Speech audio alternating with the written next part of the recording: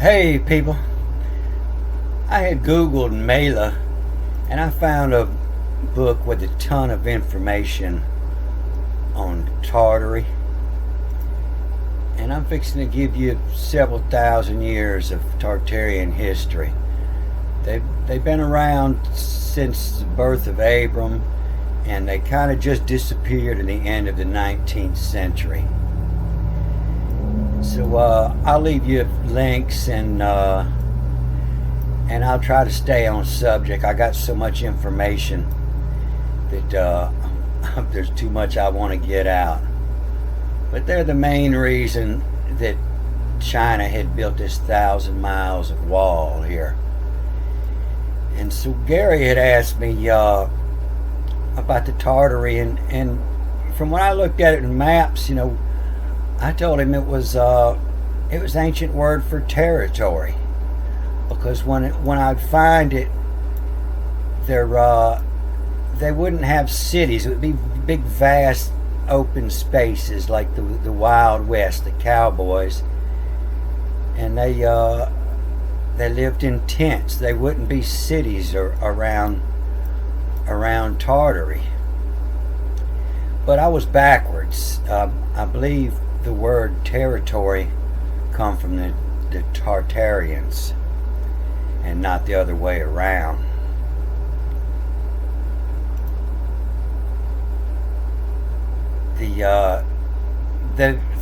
Through thousands of years since the time of Abraham till just the 19th century, they've dominated all of Europe and probably the whole world. And they've grown and shrunk, but they've always been huge. I've always been into old maps. I like to look at these old maps. And many people wrote about them. You'll see this explained in this book that I found, the Microcosmos, and you can see them here at the tail. And this is explained as a dragon. Spain is the head, and that's why Spain was the best sailors, because Gaul, France was holding them to the end. They didn't have anywhere else to go but out to the oceans. And you can see the Danish here, and the British, the English, and Italy, Greece. But the Tartarians have been around. Everybody knew it. Many maps show how huge Tartaria was, and they talk about they were north of the China Wall and to the ocean, to Europe. And there were always vast expanses, and you always seen them in tents, and there was no cities built, and so they were territorial, and that's where our word territory come from. But they were all the way down to Ethiopia.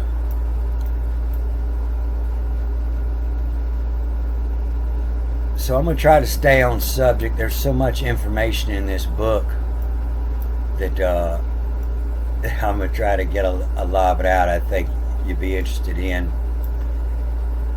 And this is the Nile Delta. This is the Nile, and this is where your word delta come from. It's the shape of the ancient D, or delta, where the river spews off into the Mediterranean, the Mare.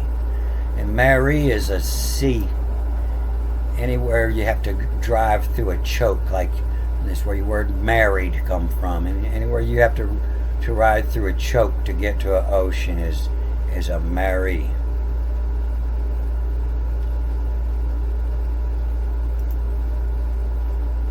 So this book I found a couple books. This one's huge, about 800 pages, called the Microcosmos. The tiny world, cosmos. a little description of the great world.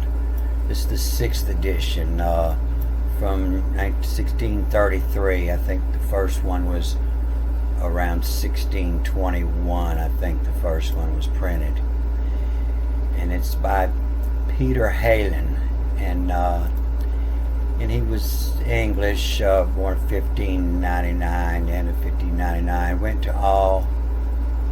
to all the best schools, and he was writing this for Prince Charles. He was a D.D., Doctor of Divinity. He was first a Bachelor's of Divinity in 1629, and a Doctor's in 1633, Honorable Doctor.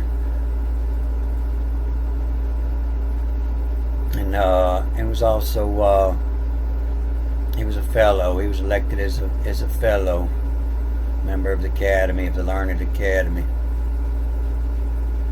And he was also a poet. You'll see him in other places. He was considered a poet and a reverend, and he was pro-Protestant. So his writings would be a little sided. These Tartarian maps now, a lot of people are talking about it now. And so if you just Google Tartaria images, you get many of these maps. It used to just be a couple of them come up. Google Images has changed. I think the main reason they did this is to make my research more difficult. I used to be able to click on in pictures and drag them, and I got a lot better results. And it's changed up now. And if you just slide over these maps, I look for one, the biggest map I can get, like here, and I'll copy them so I can get a better look at them. So this Microcosmos, Peter Halen was the first, was I think 1629 maybe, and this was the 6th edition in 1633, printed for William Turner. You might know him as Bootstrap Bill and his son Will Turner.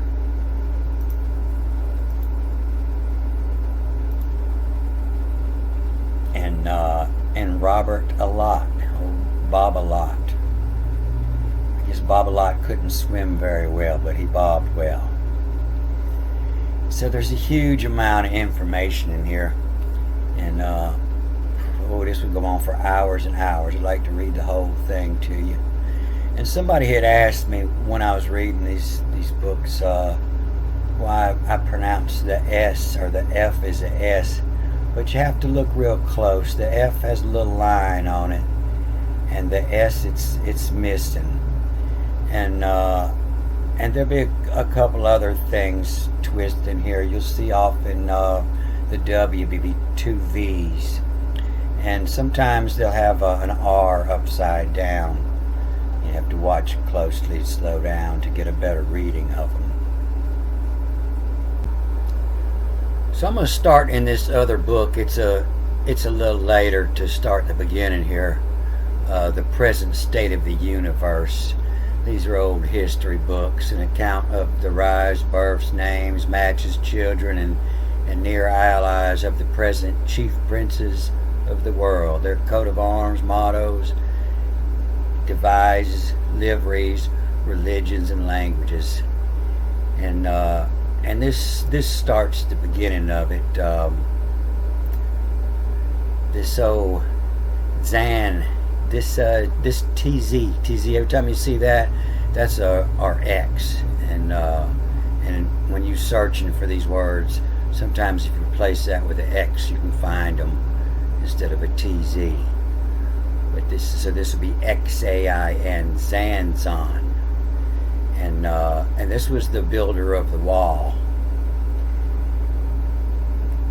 And so it says the Chronicles of China tell us the 340 kings which for the space of 4,000 years there reigned, and that the country being without rule of settled government before was first reduced into order by one deity, by whom the people were instructed in physics, astrology, divination, the arts of tillage, shipping, etc.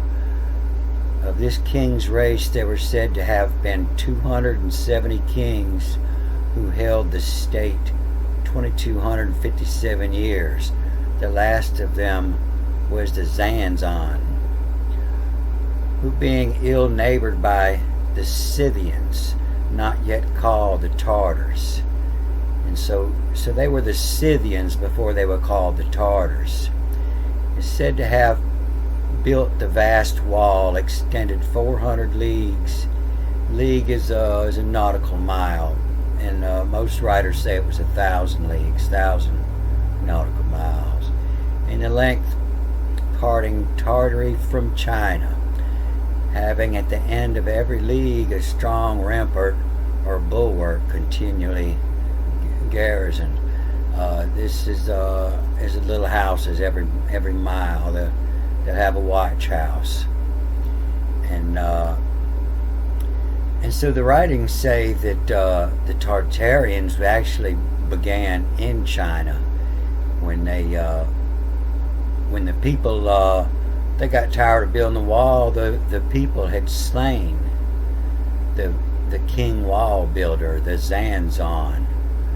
They weren't so thrilled about building this big wall, and so they took him out, and so it was actually the people who rose up to take him out became the Tartars. And that's to give account of the rise of the Tartars. So they actually started when they took out the king to build the wall to keep out the Scythians that later become the Tartarians. So this book, this is the Microcosmos. It starts out, he's a butt kisser. He's kissing old Charles, the Prince of Wales, Duke of Cornwall, and York, Earl of Chester, etc. He's kissing some butt. He starts out with a citation for him.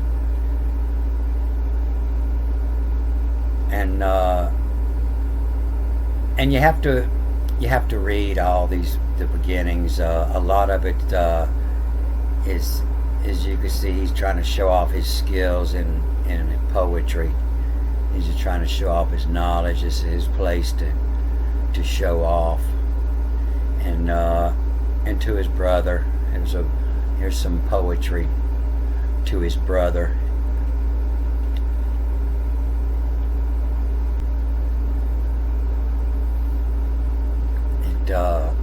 It's got several tables. There's a table of the most principal things, and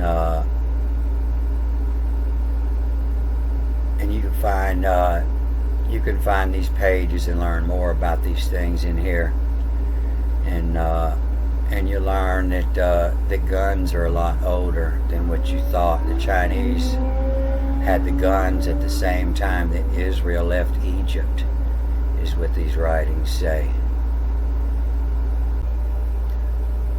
So this goes along with what I usually do. I usually try to interpret the ancient writings of the Hebrew and the alchemy, and this is geography as alchemy word, and you can see here the geo is the earth, or the ge is the earth in the Greek. The earth to sea graph, and that would be a geographer with the earth to sea graph, and this graph would be GRAQ. This PH would be a QIE, the earth to sea graph, and in alchemy, if there was a hyphen in the word before it, where you would find this, you would read it backwards, and you can see it would be EY, VY, they far, QAR, they far go the earth, they far go the earth to see graph. and that would be the geographer, and they're sailing around the world, or walking around the world and graphing the world. And the same is history. It is his story, and it reads backwards. In alchemy too. These Greek writings here are just too small to try to read, and the Latin, when you see these Latin terms, if you pull these off and spell them in Google Translator, and then separate the words, because they're going to give you a translation, and don't necessarily go with his translation, but get a better look at them. Separate the words on each line, and you get a little different translations. The translations have kind of evolved from where they were trying to change our language.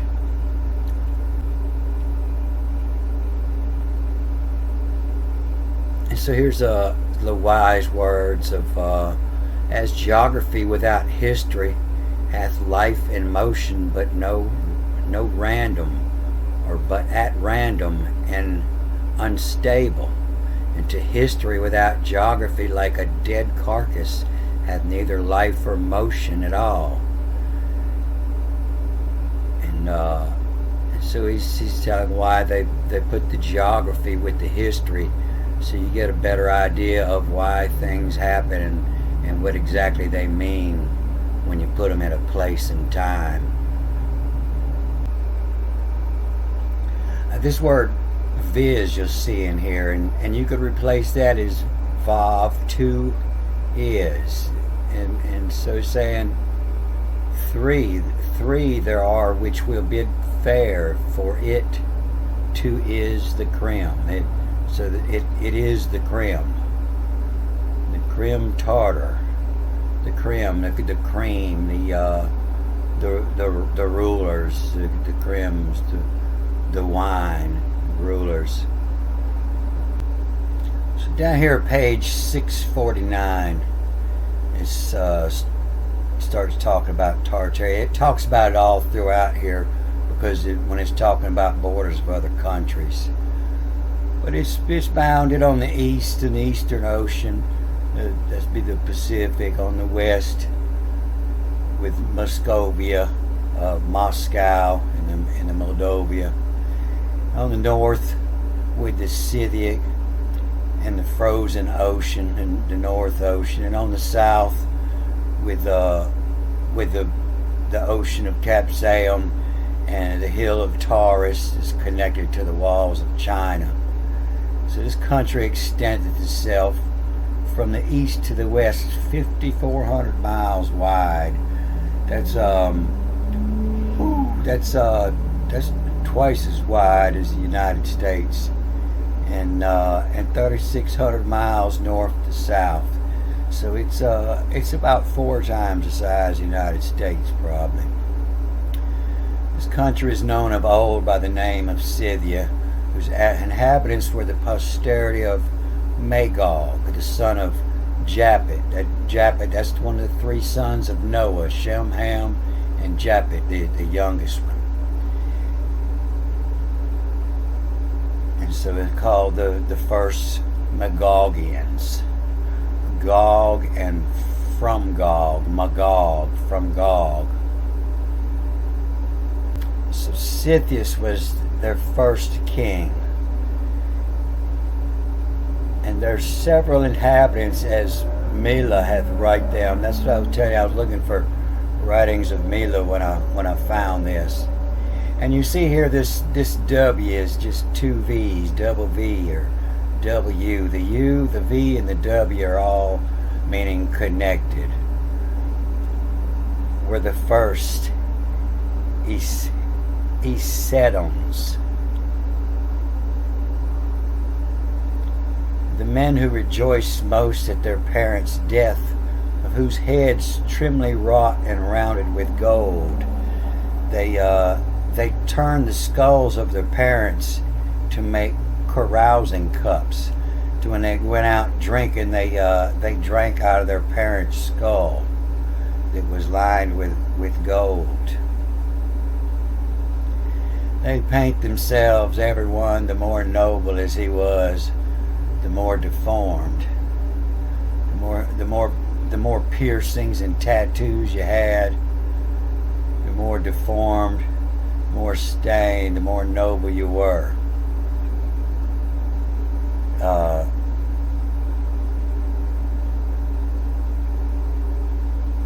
And there was the nomads that having no house used to there abide the longest, where the fodder for their cattle was best. So they traveled wherever they could find food for their cattle. They was cowboys. They was walking their herd, feeding their herd. And I would think that the reason they put the wall up in China, I would think that the people that they were there first were shepherds, because the cattle don't damage the earth so much. They eat the grass and move on. It's where your word move come from in election.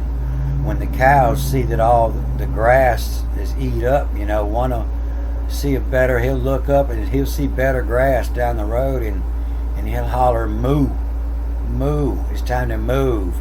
And he's taking an election. When he hollers moo, other cows will look up. If they don't have much grass in front of them, they'll look up to see if they could see something better. And it's election going on, and you'll see a couple more cows holler, moo, moo, it's time to move. We need to move on. So you're in moo. Moo is a frictional constant. A moo is a measurement of frictional constant. It's where your word move come from. And that's what the cows are voting on. It's time to move. So I would think that they were driving sheep at first, and that's why they built the wall, because the sheep won't move. They mosey. They move around and they eat the roots up. They kill everything. And so people don't like to see sheep roaming through the government lands in the West, and they probably didn't like to see the sheep coming down through their lands in China. So that was probably the main reason for the wall, to keep out these nomads. So here's a list of the Tartarian kings, starting with Scythia, and it goes on to tell how strong they were, and how big and quick they could muster armies, and all the things that they had done, all the places they had conquered.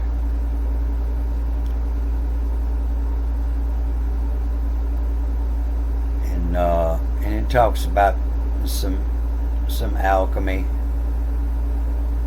and some of the way they talked. One of them sent a messenger to hand him a bird, a mouse, a frog, and a handful of arrows.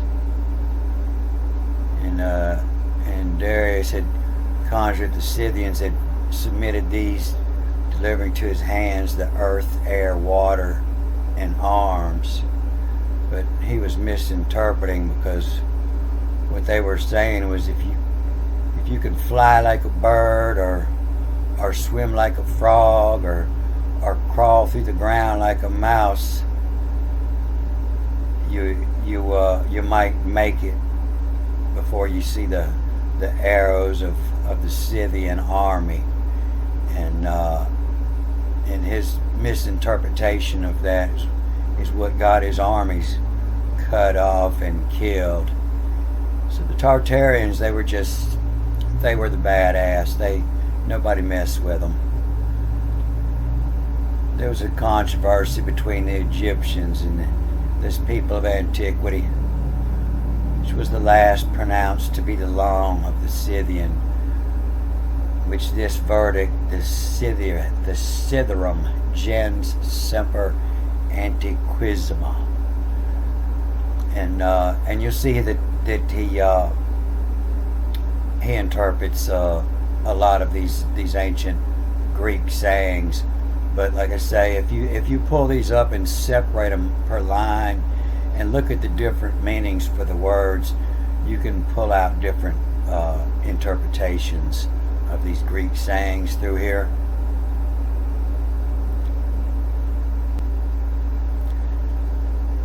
So as for the Tartars, They are by the Popish chronologer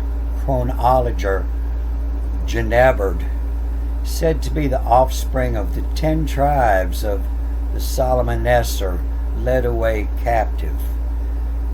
And that especially for these 3 reasons. The first is that the word Tartaria, by which name saith he they, rather ought to be called than that of the Tartary, signifieth in the Scythic and Hebrew tongues a remnant to the Scythic and Hebrew tongues a remnant. To this we answer that the name of this people is derived from the river Tartar, as some of the region called Tartar, which they first dwelt, as most think, and as again that though the Hebrew word Tartar signifieth a remnant, yet can it not be properly applied to the Tartars, who so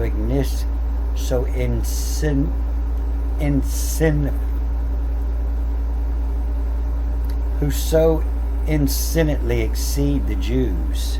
They were so much more than the Jews that they cannot be thought to be the remainder of them. He alleged for proof that these people used the circumcision as a character of the Jewish nation, but that was also the Egyptians, the Ethiopians, and others also circumcised. And again, the Tartars cannot be proved to have received circumcision. And again, the Tartars cannot be proved to have received circumcision before they received the Mohammedanism. So they weren't the Christians or the Jews, is what he's saying. But like I said, this writer is he's writing for a Protestant king of Britain, and so he's kind of sided. But and it's good to read the whole book, but you have to read a lot more and make up your own mind, figure it out for yourself. But there is brought to confirm this opinion in a place of Esdras in chapter 13, book 2. So this book of Esdras is kind of mixed up. There was the first and second book of Esdras is now the book of Ezra and the book of Nehemiah, and then the books 3 and 4 of Esdras they weren't included in the Hebrew, and it's hard to find them in anything beside the King James. But they go on to say in Esdras where the 10 tribes that were led off and had went toward the north and crossed the Euphrates and farther east. So if you go farther east into Tartaria, you're going toward Alaska and toward America. And so it's got several pages, many writings of Tartaria here. Like I said, I'll leave the link and you can read all this yourself. But what really struck me is when I got down to America. Down here, page 767, after Africa, get to America here. And this is the great tract of land, and that most aptly to be called the New World. New for the late discovery, and the world for the vast spaciousness of it. The most usual. You have to watch this S. Sometimes it's missed, and you'll see the discovery here. Sometimes it's missing this little hook on the end, and it slow your reading down. But that's the most usual, and yet somewhat improper name is America, because Americus Vespucci discovered it. But since Columbus gave us the first light to discern these countries both by example and directions, anyone told how to get there. So the Indians, they first thought that these Christians coming on these boats, they were immortal and lacking knowledge of ships and sailing. And so in order to test, they would hold their head underwater to see if they drowned, and that was the Indians' test to see if they were mortal or not.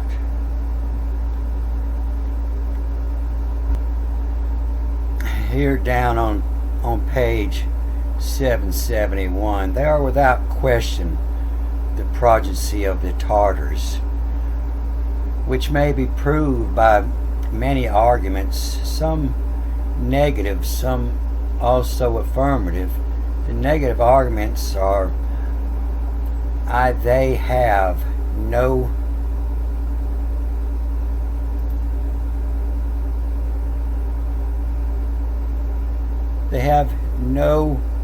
relish nor resemblance at all of the arts, learning, and civility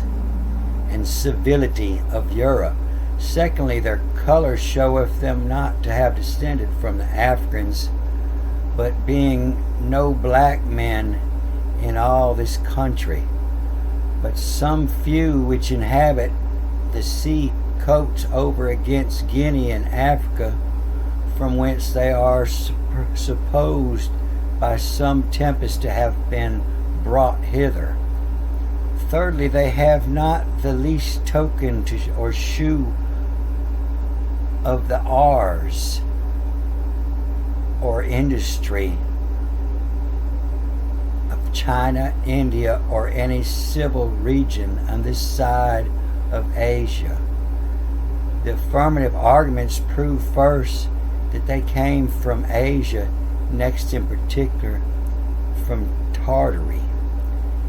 They came from out Asia is more than manifest in that the west side of the country towards Asia is far more populous than the east towards Europe. They're saying there was more on the west side of America, more Indians on the west than on the east when they got here. Said their color was from the Tartarians and not from Africans. So there's also some writings before this and talk about the Tartarians and how they dressed with ornaments and feathers, which also look like the American Indians, which is part of their argument that they're from Magog, the sons of Japheth, that the 10 tribes that were brought over the Euphrates and farther east until they come to America. So the Indians were said to be the sons of Gog, sons of Magog, sons of Noah. So this is a really great book, and it has a lot of history that you have to take with a grain of salt. Like I say, it's cited for the King of England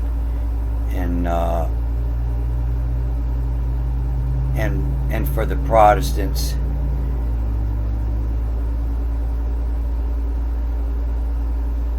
But it's full of history that it seems they've been trying to hide from us.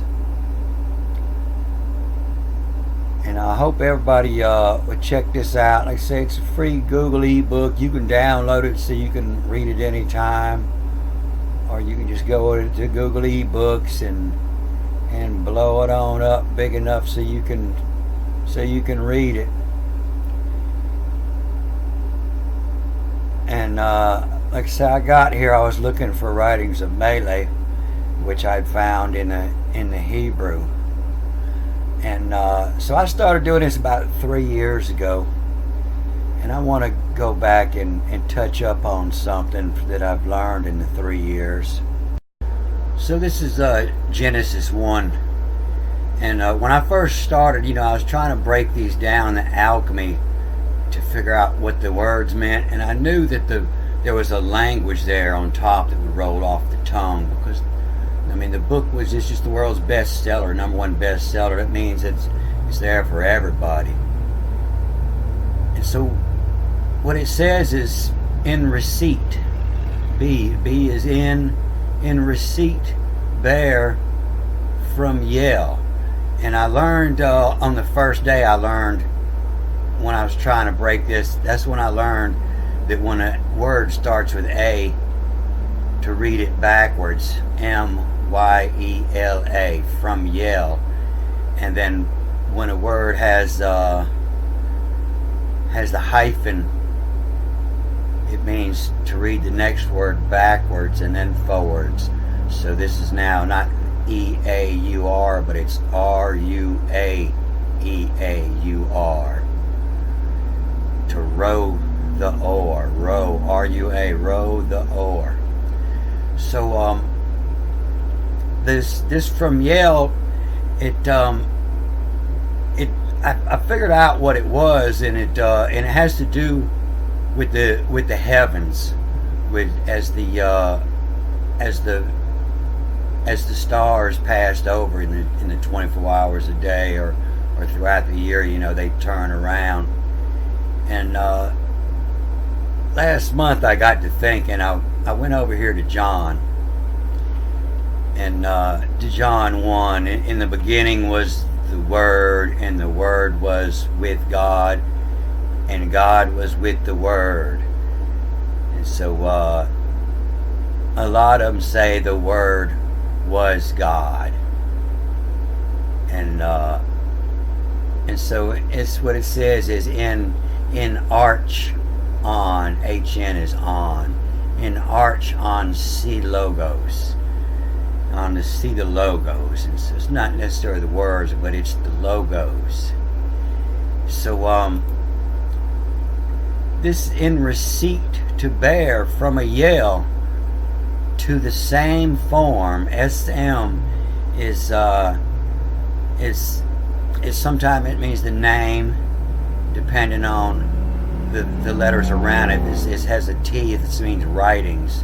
So to the same form, what hears. In receipt, to bear, from a yell, to the same form, what hears.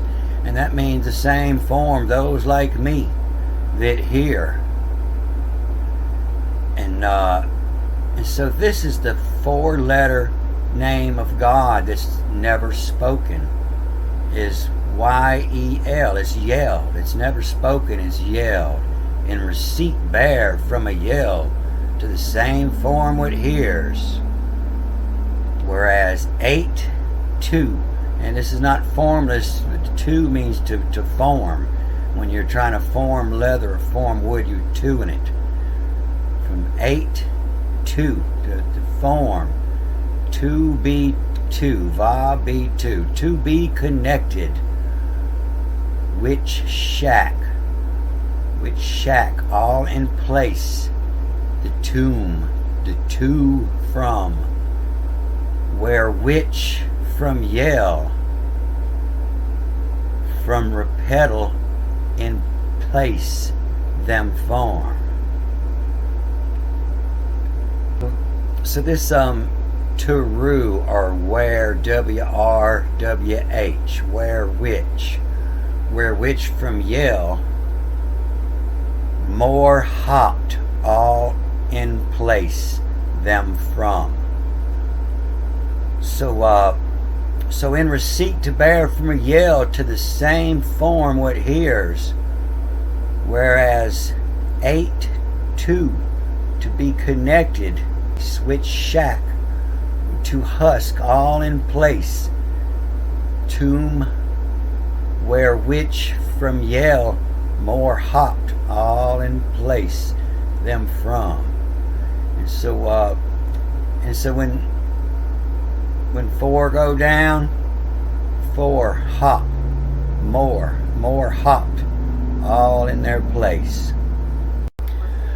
So let me touch on this before I go. Abraham is descendant of Terah, and in the same way, on the first day that they tease the word, the row, the or here, the wage to row, because it starts with A, and then with the hyphen it reads both ways, the rower, and then with the hyphen and starts with the E, it's row the or, and then without the hyphen in front of it, it's just the or. The same way they tease that word around, they tease Terah around in Genesis 11.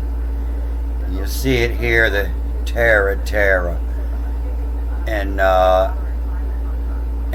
sometimes it's her Terah,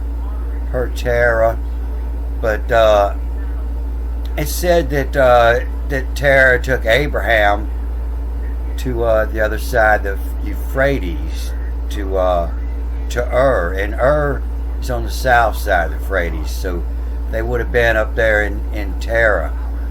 But you'll see it used 9-10 times across here, and you see it sometime starting with 2, starts with the A. This reads backwards. So this is T-A, and the hyphen is going to have me read this backwards. T-A-H-R-T-R-E.